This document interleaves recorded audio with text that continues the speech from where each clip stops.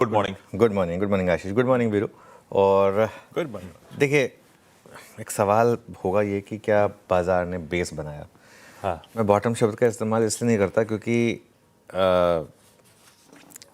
जो पहले हुआ था उसके बाद कॉन्फिडेंस कभी नहीं आया कि बॉटम वर्ड यूज़ करें या ना करें, क्योंकि बजट के बाद बहुत लोगों ने सोचा था कि नहीं टूटेगा 24,600 24,700, टूटा ना, और 1000 पॉइंट से ज़्यादा नीचे टूटा। तो एक सेंस बन रही है कि क्या एक नियर टर्म बेस फॉर्मेशन है। Let's put it this way, market का 2 दिन का प्राइस एक्शन जो है ना वो काफ़ी अच्छा है।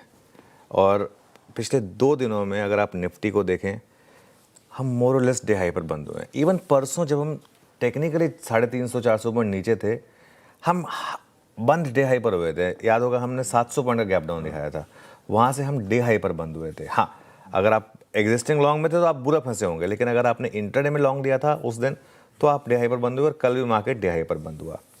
और दोनों दिन लो से अच्छी खासी रिकवरी हुई है, 250 से 300 पॉइंट के करीब की रिकवरी हुई है। मैं आपको टेबल दिखाता हूँ, ये लाइन रखिएगा और राइट साइड पे टेबल रख दीजिएगा।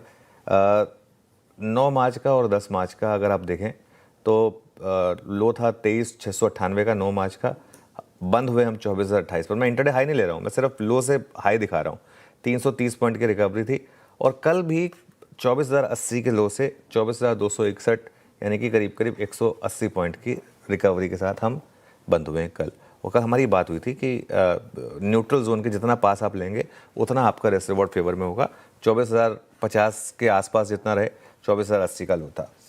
कल एक और अच्छी चीज़ हुई, कल हमने बैंक निफ्टी में 1000 से 1500 पॉइंट की रैली की बात की थी। कल इंट्राडे में 1000 से ज़्यादा की हुई, और क्लोजिंग बेसिस पर भी हम 931 पॉइंट ऊपर बंद हुए। 57,000 से 57,500 की बात हुई थी, 57,000 तक गए हम निफ्टी पर।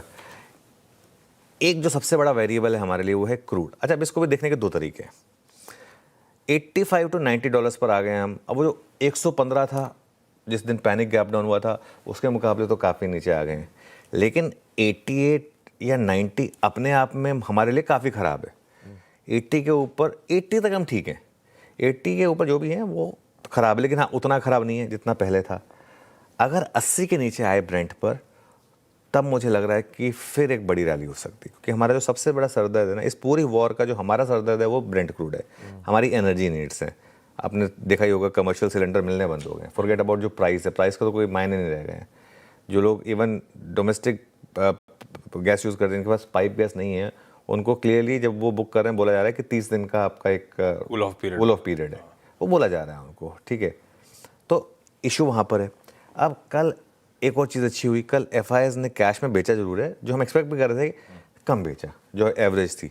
और फ्यूचर्स में first sign of short covering कल नजर आई। जब हम ट्रेड सेटअप की बात करेंगे तब डिटेल में डिस्कस करेंगे, लेकिन कल पहले साइन दिखे शॉर्ट कवरिंग के, तो वो अपने आप में एक इम्पॉर्टेंट है। अब क्या हो, अब देखिए, आज मुझे लग रहा है कि भले ही गिफ्ट निफ्टी 80 पॉइंट नीचे है, लेकिन उतना नीचे नहीं खुलना चाहिए। कोई रीज़न नहीं दिख रहा है मुझे उतना नीचे खुलने का। और अगर कल का हाई क्रॉस हुआ तो फिर मुझे लग रहा है कि और शॉर्ट कवरिंग भी हो सकती है। कल का हाई मतलब 24,303 के आसपास था, वहाँ पर मुझे लग रहा है कि और शॉर्ट कवरिंग भी हो सकती है। और उसका एक और कारण भी है, कल इंडिया विक्स जो है ना वो अच्छा खासा नीचे आया है। इंडिया विक्स कल अगर आप देखें तो कितना 15-20% नीचे आया आशीष, तो 20% के करीब इंडिया विक्स कोलैप्स हुआ है। और दिक्कत एक ही है बस, ये यूएस ईरान वॉर जो है ना, ये कब बिगड़ जाए, कहाँ बिगड़ जाए। अब वो बात कर रहे हैं आपने अंडर सी माइन बिछाई हुई है, सोचिए क्या क्या टेक्नोलॉजी आ गई है। वो बोल रहे हैं कि आपने माइन बिछाई हुई है, एक तरफ बोल रहे हैं कि नहीं हमने एक जहाज़ पार करा दिया, फिर बोले कि नहीं वो खबर गलत थी। तो इसमें क्या होगा ना, अब हम कल जहाँ छोड़ कर गए थे क्रूड वहीं पर है, लेकिन उसके बीच में एक बार के लिए वो 10% गिरा भी, उसके बाद वहाँ से 10% रिकवर भी हो गया। तो इसके लिए इस तरीके की खबरें आती रहेंगी, और उस पर किसी भी वन वे रैली पर भरोसा करना या उसमें टिके रहना बहुत मुश्किल होगा इस समय। तो लेकिन हाँ, जो वो वन वे डिक्लाइन चल रही थी हमारी मार्केट की, एटलीस्ट वो अरेस्ट हुई है। बस हाँ, एक चीज़ है, ओवरनाइट अगर आप कोई पोजीशन कैरी कर रहे हैं तो हेज जरूर करें। और आप ऑप्शंस के प्राइसेस रीजनेबल हो गए हैं इंडिया विक्स नीचे आने के बाद, तो ओवरनाइट अपने आप को हेज जरूर करें। बढ़िया।